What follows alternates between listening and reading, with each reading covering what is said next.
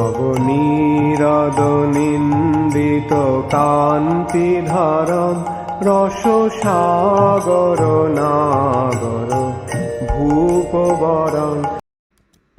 हरे कृष्णा, दंडवत प्रणाम। हम लोग श्रीमद् भागवतम के 30वें स्कंद में हैं। हरे कृष्ण, दंडवत प्रणाम जी। 25वां अध्याय चल रहा है। आज हम लोग श्लोक संख्या 12 से कंटिन्यू करेंगे, 12 से 17 तक करेंगे। श्रीमद् भागवतम 3.25.12 to 17, 12 नंबर श्लोक। सब मेरे बात दोहराइए। मैत्रेय उवाच मैत्रेय उवाच इति स्वमातुर्निरवत्यम् ईप्सितम् इति स्वमातुर्निर्वत्यम् निशाम्य पुंसामपवर्गवर्धनम्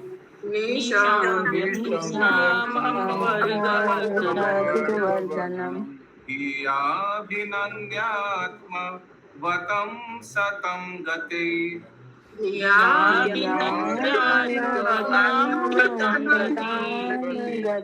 बभस ईषत् स्मितशोभिताननः।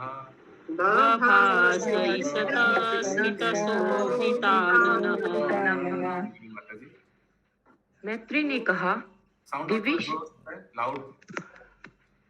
हरे कृष्ण प्रभु जी, कितना नंबर श्लोक है? 12, 25वां अध्याय का 12 नंबर श्लोक से। हरे। मैत्री ने कहा, अब ठीक है यह? मैत्री ने कहा, दिव्य साक्षात्कार के लिए अपनी माता की कल्मश रहित इच्छा को सुनकर भगवान ने मन ही मन उनके प्रश्नों के लिए धन्यवाद दिया और इस प्रकार मुस्कान युक्त मुख से उन्होंने आत्म साक्षात्कार में रुचि रखने वाले अध्यात्मवादियों के मार्ग की व्याख्या की।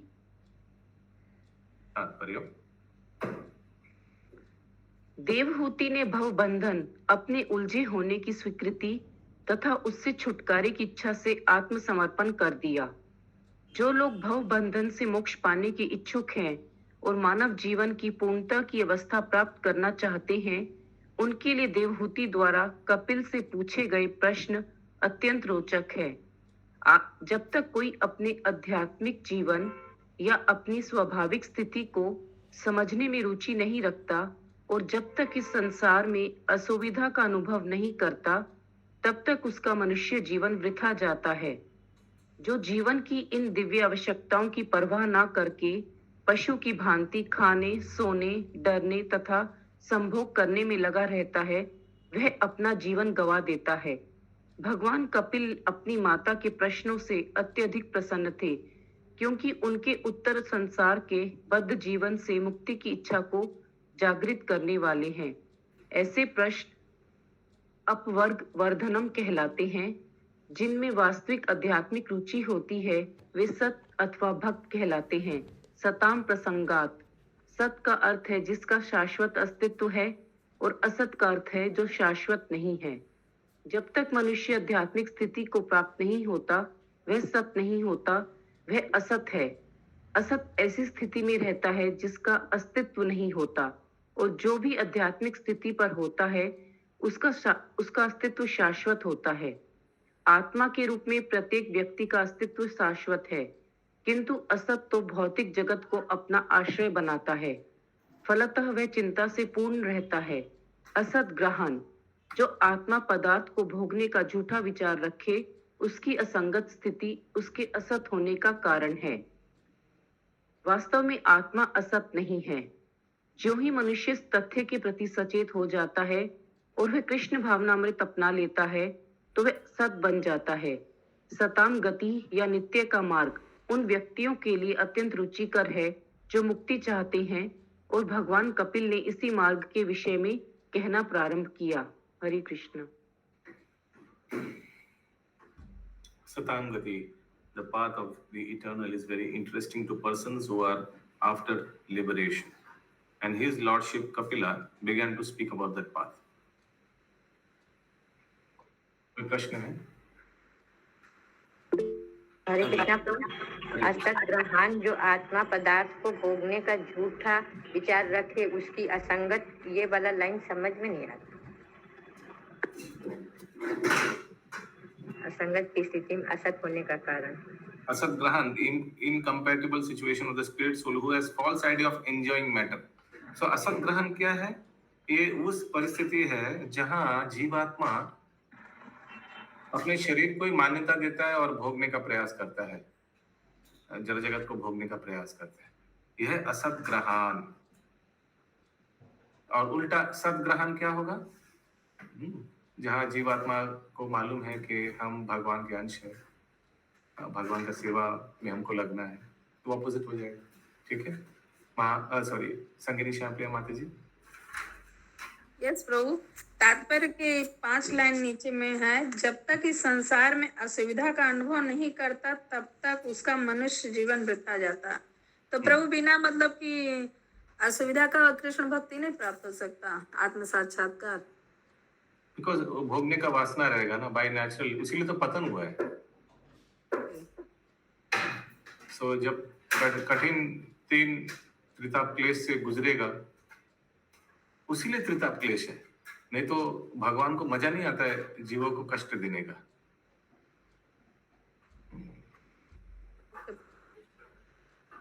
लेट्स सी इंग्लिश में क्या लिखा है इसका। कितना है सेंटेंस नीचे लिखा है? छठा line. One who does not care for these transcendental necessities of life and unless one is interested in understanding his spiritual life or his constitutional position, and unless he also feels inconvenience in material existence, English में लिखा है कि जब तक एक व्यक्ति अपने अस्तित्व में इनकन्वीनियंस यानी दिक्कत महसूस नहीं करता इस जड़ जगत में, तब तक his human form of life is spoiled. सोचिए अगर कोई किसी का जीवन बहुत स्मूथ हुआ, कुछ प्रॉब्लम नहीं हुआ, क्या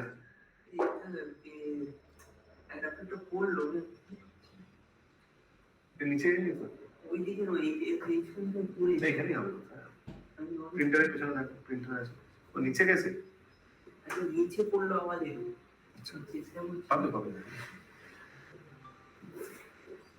या सो जब तक उसीलिए त्रिताप क्लेश है, उसीलिए दुखाला शाश्वतम है, उसीलिए जड़ जगत में भी जेल जो है, जेल में सुविधाएं उतना नहीं है। क्यों नहीं है? सो दैट व्यक्ति अपने आप को सुधारे और बाहर निकालने का प्रयास करे। अगला श्लोक 12 नंबर, सॉरी 12 नंबर। मैत्रेय उवाच, श्री भगवान उवाच। 13 नंबर श्लोक। श्री भगवान उवाच, 13 नंबर। श्री भगवान उवाच। आध्यात्मिका पुंसां योग निःश्रेयसाय मे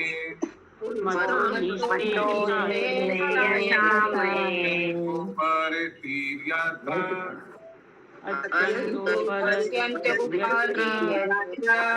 दुःखस्य च सुखस्य च।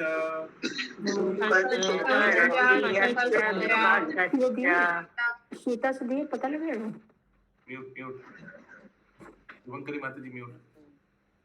हाँ कंटिन्यू माता जी। भगवान ने उत्तर दिया, जो योग पद्धति भगवान तथा व्यक्तिगत जीवात्मा को जोड़ती है, जो जीवात्मा के चरम लाभ के लिए है और जो भौतिक जगत में समस्त सुखों तथा दुखों से विरक्ति उत्पन्न करती है, वही सर्वोच्च योग पद्धति है। और एक बार, जो योग पद्धति भगवान तथा व्यक्तिगत जीवात्मा को जोड़ती है और जो तो देखिए ये योग पद्धति एकदम भक्ति योग से मिलता जुलता है ना, जो भगवान और जीवात्मा से जोड़ता है वही तो भक्ति योग है। आगे, जो जीवात्मा के चरम लाभ के लिए है और जो भौतिक जगत में समस्त सुखों तथा दुखों से विरक्ति उत्पन्न करती है, वही सर्वोच्च योग पद्धति है। तो डिवोशनल सर्विस ये है, भक्ति योग के बारे में बता दिया। सर्वोच्च योग कौन सा है वो बता दिया पहले स्टार्टिंग में। तात्पर्य, इस भौतिक जगत में व्यक्ति कुछ ना कुछ सुख प्राप्त करने का प्रयास करता है, किंतु जैसे ही हमें थोड़ा सुख लाभ होता है कि भौतिक दुख भी पड़ता है। इस संसार में किसी को एकांतिक सुख प्राप्त नहीं हो सकता। किसी भी प्रकार का सुख दुख से कलुषित हो जाता है। उदाहरणार्थ, यदि हम दूध पीना चाहें तो हमें गाय पालना होगा और उसे दूध देने लायक बनाए रखना होगा। दूध पीना तो अच्छा है और आनंद भी है, किंतु दूध पीने के लिए मनुष्य को इतनी सारी झंझटें उठानी पड़ती हैं। जैसा कि भगवान ने यहाँ पर कहा है एक मिनट। जैसा कि भगवान ने यहाँ पर कहा है, योग पद्धति समस्त सुख तथा दुखों को समाप्त करने के लिए है। जैसा कि भगवत गीता में कृष्ण ने शिक्षा दी है, सर्वोत्तम योग भक्ति योग है। गीता में यह भी कहा गया है कि मनुष्य को सहिष्णु बनना चाहिए और भौतिक सुख या दुख से विचलित नहीं होना चाहिए। निस्संदेह मनुष्य यह कह सकता है कि वह सुख से विचलित नहीं होता, किंतु उसे यह पता नहीं कि तथाकथित सुख भोगने के बाद दुख आएगा। यही भौतिक जगत का नियम है। भगवान कपिल कहते हैं कि योग पद्धति आत्मा का विज्ञान है। मनुष्य योग का अभ्यास आध्यात्मिक पद्धति की पूर्णता प्राप्त करने के लिए करता है। इसमें भौतिक सुख या दुख का प्रश्न नहीं उठता। यह दिव्य होता है। अंततः भगवान कपिल बताएंगे कि यह किस तरह दिव्य होता है, किंतु यहाँ पर प्रारंभिक प्रस्तावना दी गई है। Yes, any question? सांख्य योग के बारे में बता रहे हैं, लेकिन यहाँ देखा जाए तो एकदम भक्ति योग से एकदम मिलता जुलता मिलेगा जो भगवत गीता में तो उस समय कपिल देव का ये क्या उम्र है बताया नहीं गया है इधर। अगला श्लोक 14 नंबर। आंतरिक सुख क्या है? इस संसार में किसी से एकांतिक सुख प्राप्त नहीं हो सकता।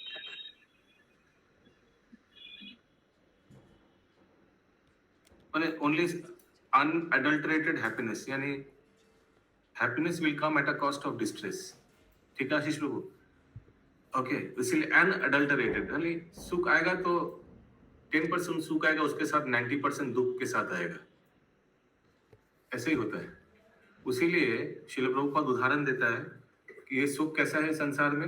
अगर कोई व्यक्ति को, सोचिए ये व्यक्ति है, ठीक है, इसको पानी में एकदम गला कॉलर पकड़ के अगर पानी में डुबा दिया और जब भर पेट पानी पी लिया और मरना मरना का अवस्था हो जा रहा है, उस समय अगर 2 सेकंड के लिए उसको ऊपर उठाया पानी से, तो उसको जो आनंद मिलता है या थोड़ा 2 सेकंड के लिए जो रिलीफ मिलता है, उस रिलीफ को सुख से कंपेयर किया गया।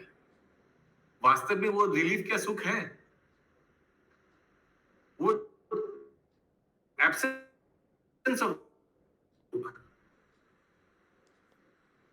एब्सेंस ऑफ प्रभु जी आपका आवाज कट जा रहा है। Problem, network problem.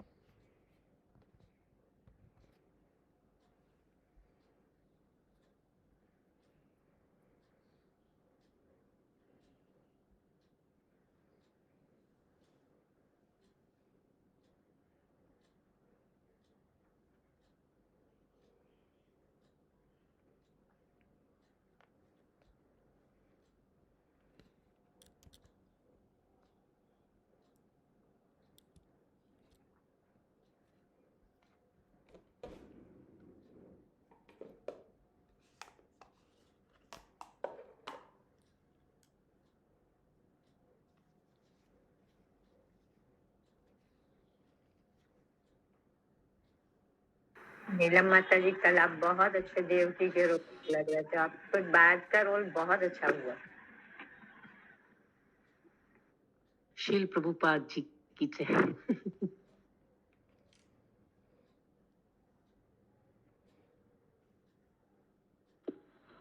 सबसे अच्छा रोल भारती माता जी का हुआ। नहीं वो तो लेकिन देवकी के रोल में माता जी भी बाद में जो बैठ के वो कर रहे थे बहुत अच्छा लगा, मतलब वो सीन में जो होना चाहिए वो था चीज। एक्चुअल नाटक में आ गई थी। वो तो ठीक है, वो तो था ही। भारती क्या बनी थी? कंस रियल कंस लग रही थी, रियल कंस। और उनका ओ चलना अच्छा, बहुत अच्छे लगे। पावरफुल वुमन है एकदम। आंख देखने लायक हुआ था, आंख चाहो तो घूम रहा था। अच्छा है। अरे बोल हरे हरि बोल। शंभू पर अरे प्रभु पता चले ना अपनी बाकी लोग को सेवा में नहीं लगाने से বাইরে খুব বৃষ্টি হচ্ছিল তো ওই জন্য। उनका भी हम लोग कुछ अभी तक कुछ सेवा में नहीं लगाया, ना ड्रामा में ना क्लास में, कुछ में। फिर ऐसे ही होगा ना। अभी आप लोग भी सोचिए कैसे उनको एंगेज रख सकते हैं कृष्णा कॉन्शियसनेस, फिर ऐसा नहीं होगा। हरे कृष्णा। ओके, सो अभी कौन सा श्लोक शुरू होगा? 13 या 14? 14। श्री भगवान वाच प्रभु 14 तमिमं ते प्रवक्ष्यामि तमीमं यमवोचं पुराणगे ऋषीणां श्रोतु कामानां योगं सर्वंगने पुराण योगम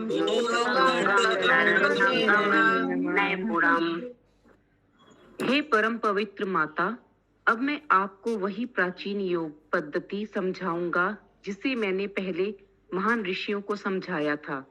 यही हर प्रकार से उपयोगी एवं व्यवहारिक है। तात्पर्य? भगवान किसी नई योग पद्धति का निर्माण नहीं करते।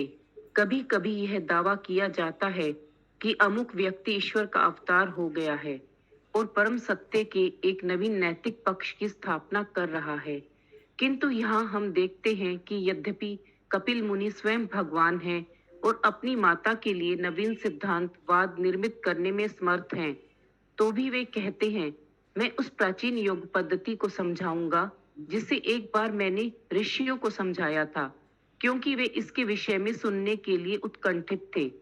जब हमारे पास वैदिक शास्त्रों में पहले से सर्वश्रेष्ठ विधि उपलब्ध है, तो फिर नई पद्धति के गढ़ने और भोली भाली जनता को गुमराह करने की क्या आवश्यकता है?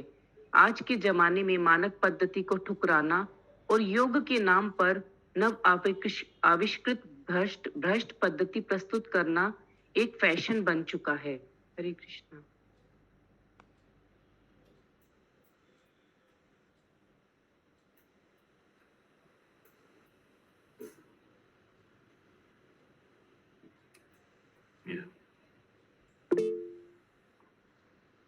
यस शशि माता जी। प्रभु जी, यहाँ पे लिखा हुआ है ना, जिसे मैंने एक बार ऋषियों को समझाया था, तो भगवान ही तो ऋषियों को समझाए थे। फिर लिखा हुआ क्योंकि वे इसके विषय में सुनने के लिए उत्कंठित थे। तो भगवान ही जब बोले तो फिर सुनने के लिए उत्कंठित क्यों थे? ऋषि लोग सुनने के लिए उत्कंठित थे, जैसे इधर देवावती माता जी उत्कंठित है सुनने के लिए। ऋषि लोग के बारे में लिखा है क्योंकि वे इसके विषय में सुनने के लिए उत्कंठित थे। ऋषि के बारे में लिखा हुआ है। ऑब्वियसली ऋषि लोग सुनने के लिए उत्कंठित थे, उसीलिए सुनाया। ठीक ही तो है। ठीक। अगला श्लोक 15 नंबर। चेत कालवस्य बंधया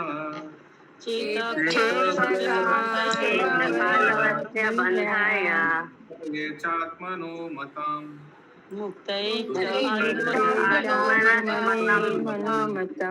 तम बंधया गुणेषु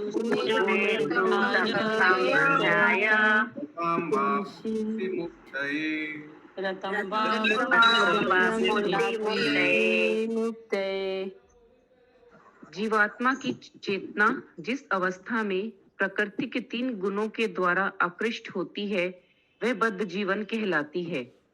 किंतु जब वही चेतना श्री भगवान के प्रति आसक्त होती है तो मनुष्य मोक्ष की चेतना में स्थित हो।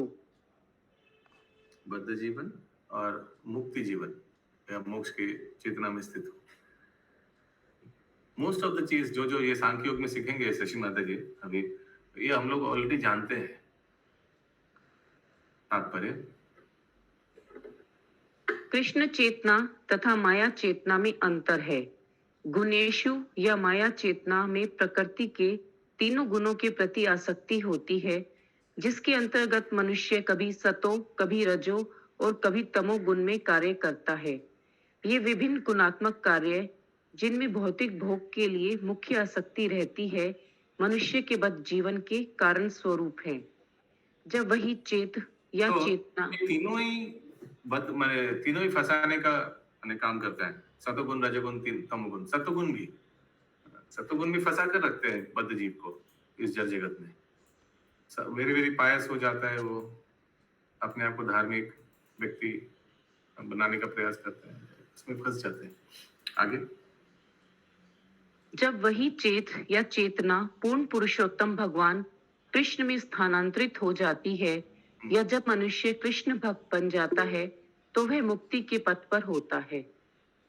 तो वही चेतना, जब अगर किसी का रजोगुनी चेतना है, मोड ऑफ पैशन में है, लेकिन वही अगर भगवान की सेवा में लग जाए सो फिर क्या हो जाता है, मुक्ति का पाथ बन जाता है। जैसे फॉर एग्जांपल मैं देता हूँ, कोई व्यक्ति सोचिए बहुत रजोगुनी है। रजोगुण में क्या होता है, एक्शन ऑलवेज पैशनेट, बहुत पैशनेट होता है। तो कैसे हम लोग, अगर कोई लीडर है और क्लास में ऐसा कोई भक्त है या मंदिर में कोई ऐसे ब्रह्मचारी है जो बहुत पैशनेट है, बहुत उत्तेजित है, तो उसको कैसे क्या सेवा में लगा सकता है? बुक डिस्ट्रीब्यूशन में, संकीर्तन में, बाहर जाके प्रचार में, ड्रामा इंचार्ज में, हरे कृष्ण। तो फिर वैसे सेवा में फिर क्या होगा, फिर he can match her nature with the service। अभी हम आपसे उदाहरण मांगेंगे। अगर कोई व्यक्ति सतोगुनी है, एकदम सतोगुनी व्यक्ति, तो अगर आप मंदिर के अध्यक्ष होता तो आप उस भक्त को कौन सा सेवा में लगाता? गूगल चैट बॉक्स में लिख के भेजिए शॉर्ट में। प्रभु जी रिपीट कीजिए क्वेश्चन आपका एक बार फिर से। अगर कोई भक्त है आपका मंदिर में जो सतोगुनी है और आप टेम्पल कमांडर हैं, तो उसको कौन से डिपार्टमेंट में, कौन सी सेवा में लगाते हैं? वाह, सुषमा शर्मा माता जी तो बहुत सुंदर लिखा है।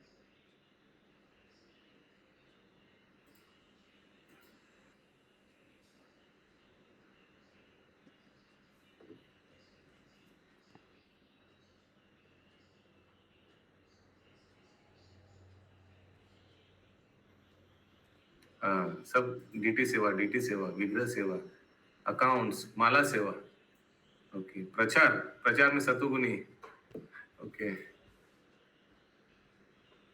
नीलमाती लिखा है प्रसादम मेकिंग, सतोगुनी, ओके। हिरण्य गौरांग प्रभु प्रवचन, okay. Bhagavatam class etcetera, okay.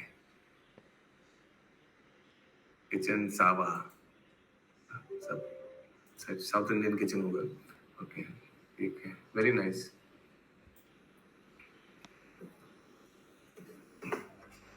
प्रभु तमोगुनी को कैसे सेवा में लगाएंगे? सो तमोगुनी को सतोगुनी स्तर पे लाना पड़ेगा। अच्छा, तब कर पाएगा ना, तब वो नहीं कर पाएगा वरना। हाँ, रजोगुनी स्तर पे लाना पड़ेगा उसको, उस स्तर पे लाना पड़ेगा। प्रवचन, ये तमोगुण को गेट पे नहीं रखा जा सकता प्रभु जी, दरमान के रूप में धीरे धीरे वो सतोगुण में, रजोगुण में आ जाए। अभी गेट वाला सेवा, तमोगुनी सेवा है, कैसे पता चलेगा आपको? वो तो सबसे कृपा वाला सेवा है। हाँ, ऐसा नहीं, बाकी सेवा भी अच्छा है।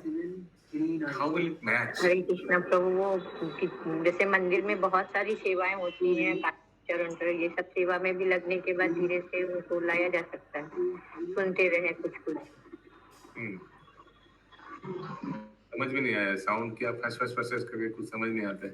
कह रहे कि जैसे कि कारपेंटर का सेवा, ये साउंड सिस्टम ठीक नहीं कर पाया, कितना साल और भी करेंगे आगे ना साउंड सिस्टम अभी भी। हाँ बोलिए। कि मतलब जैसे कारपेंटर है या पेंटिंग वेंटिंग वाले लोग रहते हैं, वो लोग भी तो सेवा में ही हैं भगवान के। तो वो बात आउटसोर्स होता है, वो दोज आर स्किलफुल सेवा, वो आउटसोर्स किया जाता है यूजुअली। तो चार्ज कर those services are usually outsourced. हालांकि कुछ कुछ भक्ति वो सब कर सकता है, बट इन जनरल साधारणतः ये सब सेवा आउटसोर्स होता है। जो मेन डिपार्टमेंट क्या क्या है, DT department, kitchen department, accounts department, donor department, life membership department, ये सब मेन डिपार्टमेंट्स है in one temple. So one is very expressive, वो जिनका नेटवर्किंग बहुत अच्छा क्वालिटी है, बातचीत बहुत अच्छा है, यू नो, और तो उनको यूजुअली प्रचार, फिर डोनर कल्टीवेशन इसमें रखते हैं ना। somebody who's very very expressive, communication skills जिनका अच्छा है, and so on and so forth. So somebody is बहुत aggressive है, उनको मैनेजमेंट पे रखना पड़ता है। मैनेजमेंट में we need few aggressive people. Leading में कुछ शांत व्यक्ति भी चाहिए। एग्रेसिव व्यक्ति कुछ प्रपोज करेगा, उसको पुश कराने का प्रयास करेगा, और शांत व्यक्ति अगर क्या करेगा, अगर मीटिंग थोड़ा बहुत गर्म हो गया तो उसको पैसिफाई कराएगा। सो बहुत आर नीडेड। एवरीबडी जो लीडर है उनको मालूम है कहाँ किसको यूज करना चाहिए। आगे प्रभु नेक्स्ट श्लोक का होगा 16 नंबर 15 होगा 16 अहम ममाभि मानो ते अहम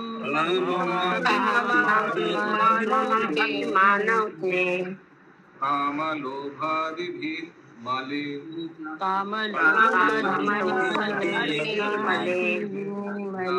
कामना शुद्धम दीतम यता अदुकम अशुकम समाम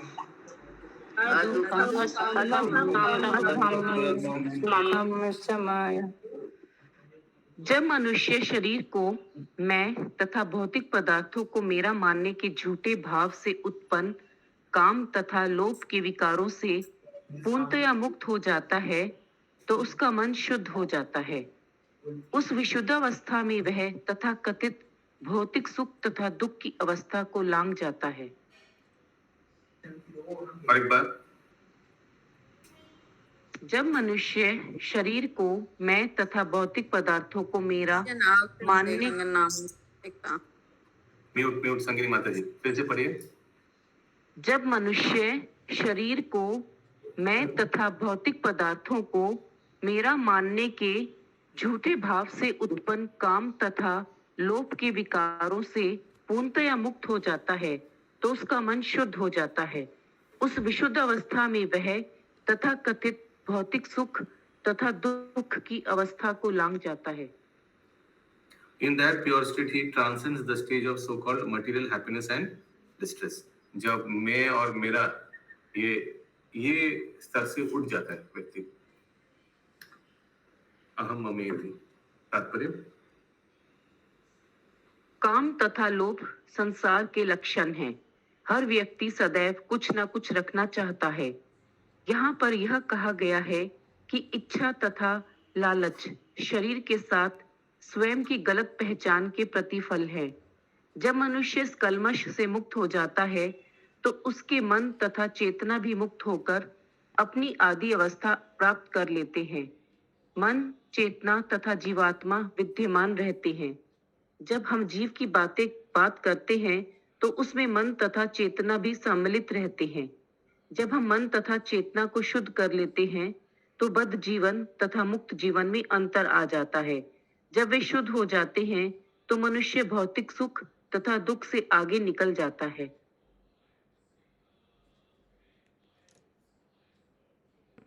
Yes, any question? आगे। प्रारंभ में ही भगवान कपिल ने कहा है कि पूर्ण योग से मनुष्य सुख तथा दुख अवस्था के परे जा सकता है। यहाँ यह बताया गया है कि इसे कैसे किया जाता है। मनुष्य को अपना मन तथा चेतना को शुद्ध करना होता है। इसे भक्ति योग पद्धति द्वारा संपन्न किया जा सकता है। जैसा कि नारद पंचरात्र में बताया गया है, मनुष्य को मन तथा इंद्रियों को शुद्ध बनाना चाहिए। तत्परत्वेन निर्मलम, मनुष्य की इंद्रियां भगवान की भक्ति में लगनी कौन चाहिए। सा श्लोक है? तत्परत्वेन निर्मलम टा टा टा टा टा टा टा। अन्यानाभिलाषिता शून्यम नहीं, सर्वोपाधि विनिर्मुक्तम तत्परत्वेन। Yes, सर्वोपाधि विनिर्मुक्तम। ये भी अनभिलाषिता शून्यम जैसा ही श्लोक है। क्यों? क्योंकि दोनों शुद्ध भक्ति का डेफिनेशन, ये दो श्लोक से प्योर डिवोशनल सर्विस का डेफिनेशन आता है। ओके, सो यस, राजीव बॉन्ग प्रभु के बाद पूरा श्लोक बोलिए ना ये वाला, ये आप क्या बोल रहे था? हैं, राजीव प्रभु बोल रहे हैं, सब दोहराइए। राजीव प्रभु अनम्यूट करके एक एक बोलिए, एक एक लाइन, या सब दोहराइए। सर्वोपाधि विनिर्मुक्तम सर्वोपाधि तत्परत्वेन निर्मलम निर्मलम ऋषिकेन ऋषिकेश सेवते भक्तिरुच्यते सेवनं भक्तिरुच्यते। सेवतम भक्ति उच्यते। ये भक्ति रसामृत सिंधु में आता है। हालांकि श्लोक का ओरिजिन कहाँ है? यहाँ लिखा गया है नारद पंचरात्र, ठीक है, वहाँ श्लोक। ओके, इंद्राणी माता जी। तो एक जगह बता रहा था कि ये जो श्लोक है सर्वोपाधि विनिर्मुक्तम, ये भक्ति का डेफिनेशन है, और अन्नाभिलाषिता शून्यम जो है वो शुद्ध भक्ति का डेफिनेशन है। अच्छा, लेकिन ये शुद्ध भक्ति का क्यों नहीं है? पता नहीं, कोई कक्षा में एकदम बता रहे थे कि ये भक्ति का डेफिनेशन है और वो शुद्ध भक्ति का डेफिनेशन। ओके, यस, विनीता माता जी। हरे कृष्ण प्रभु, दंडवत प्रणाम। ये मन और चेतना में क्या डिफरेंस है? मन और चेतना में क्या डिफरेंस है? चेतना तीन चीज से प्रभावित होता है, मन, बुद्धि, अहंकार। ठीक है, आंसर मिल गया। तो मन का, फिर मन तो उसी में आ गया, और फिर So यहाँ मन और चेतना अलग है। one of the ingredient is मन। चेतना is actually the state of subtle body। subtle body का स्थिति क्या है? वो चेतना है। और subtle body यानी सूक्ष्म शरीर का स्थिति तीन चीज पे डिपेंड करता है, मन, बुद्धि, अहंकार। तो हम लोग जो भी कार्य करते हैं, हम लोग जो भी कार्य करें, ये तीन चीज इफेक्ट होता है। आप लोग कभी साउंड सिस्टम में एम्पलीफायर देखा है? एम्पलीफायर ऐसे ऐसे करके एक चीज उठता है एलईडी में, ऐसे ऐसे करके, ऐसे ऐसे आप चिल्लाएंगे वो ये उठ जाएगा। हाँ, ये मन, बुद्धि, अहंकार, ये कुछ भी कार्य करे, ये तीन चीज ऊपर नीचे होगा। पंच महाभूत भी तो काम करता है प्रभु। पंच महाभूत भी, महाभूत भी तो चेतना का चेतना रहने से तो आपको शरीर है, शरीर में तो बुझा जाता है, समझ में आता है कि काम करता है।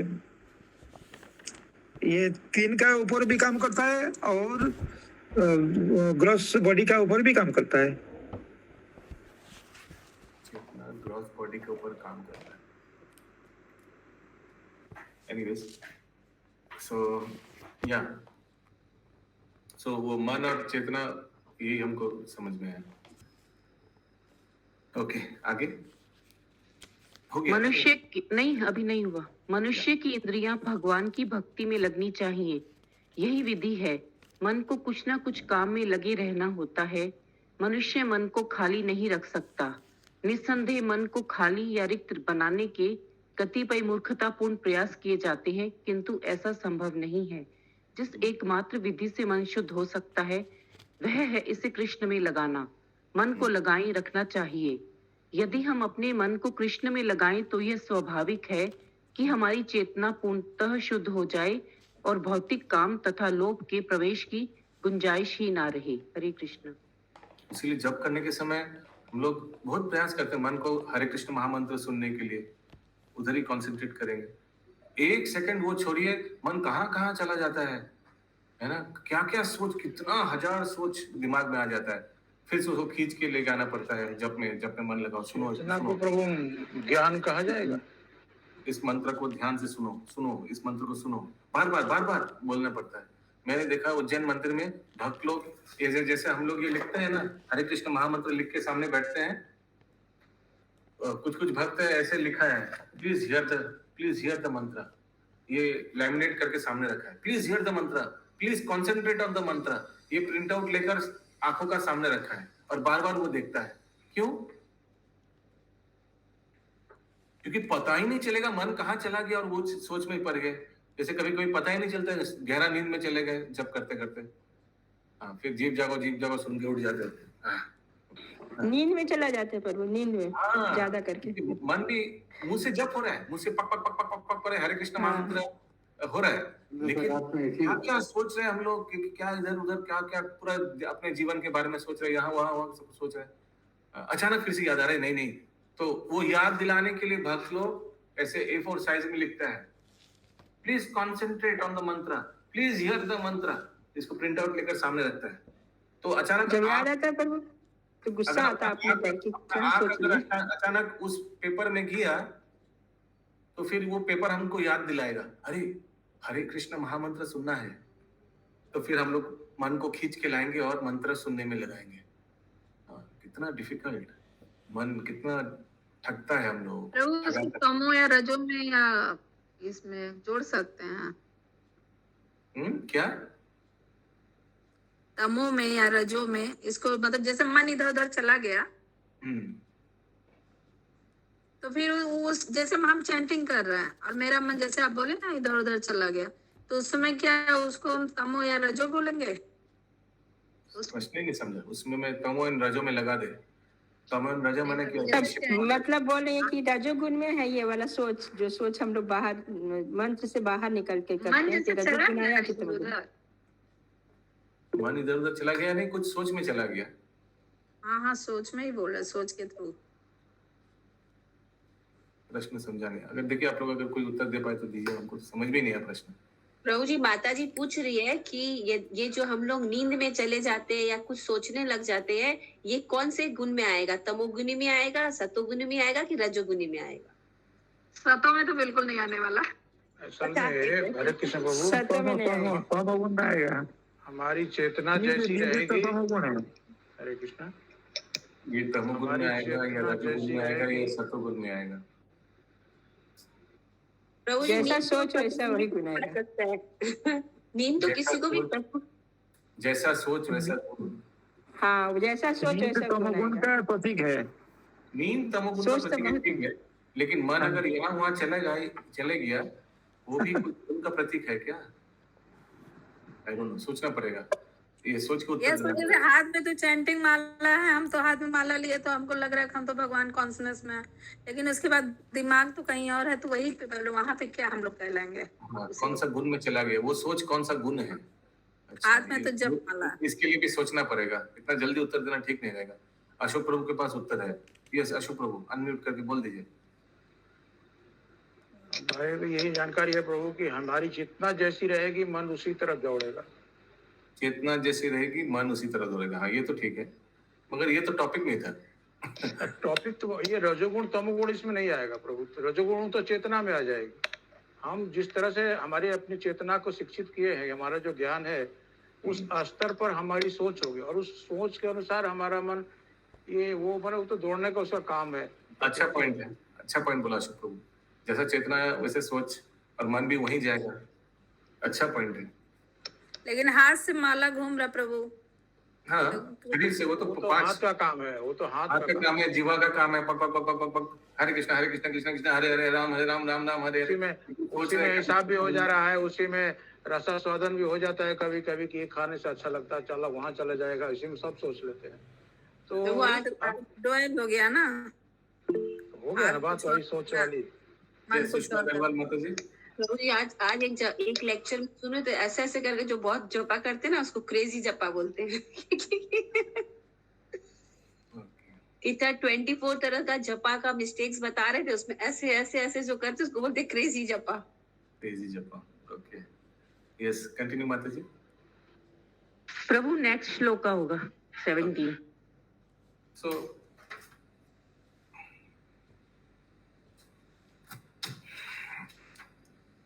17 नंबर श्लोक होगा। Actually step by step Kapil Dev भगवान ये भक्ति योग के बारे में माता देवायतु के बता रहे हैं। तदा पुरुष आत्मनाम तदा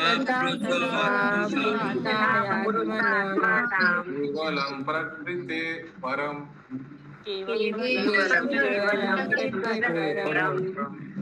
निरंतरम स्वयं ज्योति अनिमानम अखंडितम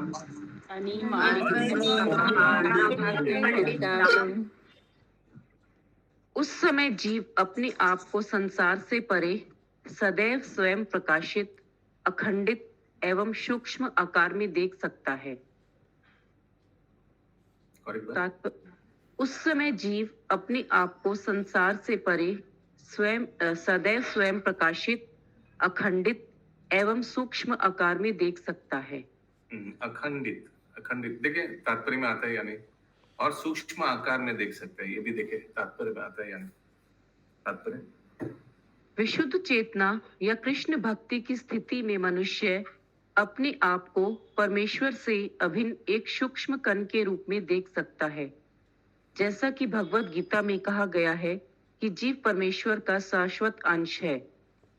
जिस प्रकार सूर्य की किरणें सूर्य की प्रकाशमान संरचना की सूक्ष्म कण है, उसी प्रकार जीवात्मा परमात्मा का सूक्ष्म कण है। कौन सा श्लोक भगवत गीता का, शशि माता जी? As stated in the Bhagavad Gita, the jiva or the individual soul is eternal part and parcel of the Supreme Lord. मम्मेवान से जीव लोके जीव भूत सनातन Absolutely. मनस अष्टानी इंद्राणी। नहीं, वो वाला पार्ट चाहिए नहीं, लेकिन हालांकि पूरा श्लोक तो वही है। या आगे फिर से जिस प्रकार सूर्य की किरणें सूर्य की प्रकाशमान संरचना के सूक्ष्म कण हैं, उसी प्रकार जीवात्मा परमात्मा का सूक्ष्म कण है। परमेश्वर से जीव का विलगन भौतिक विभाजन जैसा नहीं होता। जीव प्रारंभ से ही एक कण है, किंतु हमें यह नहीं सोचना चाहिए कि जीव एक कण होने के कारण पूर्ण आत्मा से खंडित है। मायावाद दर्शन बताता है कि पूर्ण आत्मा विद्यमान रहता है, किंतु इसका एक अंश जिसे जीव कहते हैं मोहवश बंदी हो जाता है। वह दर्शन हमें स्वीकार्य नहीं है, क्योंकि आत्मा को पदार्थ की भांति खंडित नहीं किया जा सकता। वह खंड या जीव शाश्वत रूप से खंड रहता है। जब तक परम आत्मा विद्यमान रहता है, तब तक उसका अंश भी विद्यमान रहता है। जब तक सूर्य का अस्तित्व है, तब तक सूर्य किरणों के अणु भी विद्यमान रहेंगे। हरे कृष्ण। यस, शशि माता जी। पूर्ण आत्मा मतलब प्रभु जी परमात्मा। परमात्मा। कंटिन्यू। वैदिक साहित्य में जीव कण को बाल के अग्र भाग के 10,000वें भाग के आकार का बताया गया है, अतः ये अति सूक्ष्म है। एक चीज हम लोग देखा है पिछले पैराग्राफ के लास्ट पार्ट में, बता रहे कि जब तक जीवात्मा है तब तक, जब तक परमात्मा है तब तक जीवात्मा है। उस हिसाब से ही अखंडित है। अनुवाद में एक शब्द आता ना अखंडित, ऐसे कुछ इंग्लिश में लिखा है नॉन फ्रैगमेंटेड, हिंदी में क्या है? हिंदी में अखंडित ही लिखा है। अखंडित था। तो कोई भूल सकता है हम तो जीव है और भगवान परमात्मा है, हम लोग अखंडित माने फिर तो मायावाद हो गया, यानी जीव और भगवान एक नहीं। उस प्रसंग में नहीं बोला जा रहा है। यहाँ अस्तित्व के प्रसंग में बताया जा रहा है। जब तक परमात्मा रहेगा तब तक जीवात्मा रहेगा। Is it clear? इसलिए अखंडित। प्रभु जी एक लाइन यहाँ पे आया है, वह खंड या जीव शाश्वत रूप से खंड रहता है। शाश्वत रूप से खंड तो भगवान में विलीन नहीं रह जाता। हम लोग जीवात्मा भगवान से अलग है, लेकिन कब तक है? जब तक परमात्मा है तब तक जीवात्मा है। All clear? आगे प्रभु जी जब फिर से प्रभु जी एक बार, जब तक जीवात्मा है तब जब तक परमात्मा है तब तक जीवात्मा है। मतलब क्या Yes. हुआ इसका? जब तक परमात्मा है तब तक जीवात्मा, मतलब तो दोनों तो साथ ही में रहते हैं, जीवात्मा और परमात्मा तो साथ ही में रहता है। एक आत्मा, जैसे वो एक जो वृक्ष वाला एक एग्जाम्पल है, दोनों साथ में रहते हैं, वही तो नहीं हुआ। नहीं नहीं, प्रभु जी कहते हैं कि जब तक परमात्मा का अस्तित्व है तब तक जीवात्मा का भी अस्तित्व है, चाहे इस शरीर में रहे चाहे और के अंदर। लास्ट वाला सेंटेंस पढ़िए सुषमा अग्रवाल माता जी, अनुवाद का, सॉरी तात्पर्य का, इस पैराग्राफ का लास्ट वाला सेंटेंस पढ़िए। सूर्य इसी प्रकार जीवात्मा अपनी स्वाभाविक स्थिति के द्वारा गुणात्मक रूप से परम आत्मा के समान ही है, किंतु अत्यंत सूक्ष्म है। मैं लास्ट वाला सेंटेंस पढ़ने बोल रहा हूँ, और पहला पैराग्राफ का पहला, अच्छा ओके, सॉरी प्रभु जी। जब तक सूर्य का अस्तित्व है तब तक सूर्य किरणों के अणु भी विद्यमान रहेंगे। ठीक है, उस हिसाब से जीवात्मा परमात्मा दोनों, जब तक परमात्मा है तब तक जीवात्मा भी रहेंगे। आगे यस अशोक मिश्रा। हरे कृष्ण प्रभु, थोड़ा इसको बता दीजिए कि हम लोगों के शरीर में ये आत्मा है और परमात्मा भी है, तो ये आत्मा और परमात्मा कैसे अलग है? कैसे अलग है? दोनों का पोजीशन अलग है, दोनों का कॉन्सेप्ट अलग है। एक अणु एक विभु है, दोनों का व्यक्तित्व अलग है। 3-4 डिफरेंस तो बता दिया। आत्मा तो लगता है कि सूक्ष्म है, अति सूक्ष्म है, तो हमारे शरीर में है, और परमात्मा किस रूप में है? वो भी सूक्ष्म रूप में है, अति सूक्ष्म रूप में, लेकिन दोनों हैं एक साथ। क्यों? वो कहीं लिखा है एक श्लोक में, मैं उस दिन मोहन गौर प्रभु से भी पूछा था वो अंकुटी के बारे में, बोला वो उस श्लोक में लिखा है बट सूक्ष्म रूप में है परमात्मा। दोनों है एक साथ। उस कैसे पता चलेगा? श्वेताश्वेत उपनिषद में बताते हैं 2 पंछी का उदाहरण। अशोक प्रभु याद है सबको 2 पंछी का उदाहरण? पहला वाला भोग कर रहा है, वो कौन है? आत्मा। दूसरा वाला पहला वाला को देख रहा है, तो दूसरा वाला कौन है? परमात्मा। चुपचाप देख रहा है, पहला वाला भोग कर रहा है, तब तक वेट कर रहा है कि कब वो भोग छोड़कर परमात्मा की ओर देखे। इस श्लोक से पता चलता है परमात्मा आत्मा दोनों एक साथ है। ठीक है, और एक श्लोक आता है भगवत गीता में जहां परमात्मा का कार्यकलाप के बारे में बताया गया है। कौन सा श्लोक? बहुत प्रसिद्ध श्लोक है, उपदेष्टा अनुमंता भर्ता भोक्ता महेश्वर। परमात्मा का क्या क्या रोल है? उपदेष्टा, अनुमंता, विटनेस, सैंक्शनर, अनुमंता। हम लोग कुछ इच्छा कर रहे हैं, हमको अभी समोसा खाने का इच्छा कर रहा है, वो हो पाएगा या नहीं हो पाएगा, वो सैंक्शन। ओके, स्टैम्प कौन मारेगा? परमात्मा। ठीक है, आयोजन करते हैं, रुको, ठीक है, कुछ प्रोग्राम रख देगा, उस प्रोग्राम में ड्रामा रिहर्सल में जाएंगे तो समोसा मिल जाएगा। तो ऐसे सैंक्शन कौन कराएगा? परमात्मा। वैसे ही परमात्मा उपदेष्टा, विटनेस है। हम लोग जो जो कर रहे हैं, जो कर रहे हैं तो दूर की बात, जो सोच रहे हैं उसका भी साक्षी कौन है? परमात्मा। इसलिए भगवान एकदम चिप डाल दिया शरीर के अंदर। आगे वैदिक साहित्य में जीव कण को बाल के अग्रभाग के 10,000वें भाग के आकार का बताया गया है, अतः यह अति सूक्ष्म है। परमात्मा अनंत है, किंतु जीव या जीवात्मा सूक्ष्म है। यद्यपि गुण में यह परमात्मा से भिन्न नहीं है। इस श्लोक में 2 शब्द ध्यान देने योग्य हैं। एक है निरंतरम, जिसका अर्थ अभिन्न अथवा उसी गुण वाला। जीव को यहाँ पर अनिमानम भी कहा गया है।